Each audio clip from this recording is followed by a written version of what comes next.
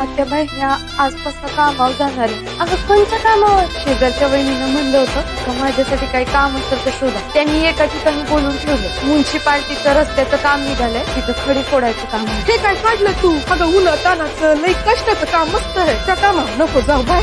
असं काय करताय आत्याबाई? मी करण ती कष्ट लहानपणापासून काय कमी कष्ट केलेत होय? आपल्या समजे कष्ट तर करत्या. इथं बी आणि गावाकडे बी समजायचं हातावरलं पोट आहे. सोसावं लागलं तर सोसून मी आधी. पण तुम्ही मला अडवू नका आत्या. मी आभी येते तुझी संग. ताई न ग, तुम्ही घरात पोरांकडे पहा, मी जाते काम. तूच म्हणाली होतीस ना की आपण सुख दुःख वाटून घ्यायचं म्हणून, दोघींनी मिळून घर सांभाळायचं म्हणून. मग तू काम करणार असेल तर मला बी तुझ्या संगत काम करायचं आहे. अगं दोन्ही सुना लई गुणाच्या आहेत. मला बी वाटतं ते तुमच्या संग यावं, तुम्हाला हातभार लावावा. पण मी पायानं अशी मला धड चालता बी येईना. जमिनी कशी उचलायची? मी तुम्हाला काय बी हातभार नाही लावू शकत. तुम्ही पोरांकडे बघता ते काय कमी आहे व्हय? आम्ही दोघी कामावर गेल्यावर पोरांकडे कोण बघणार?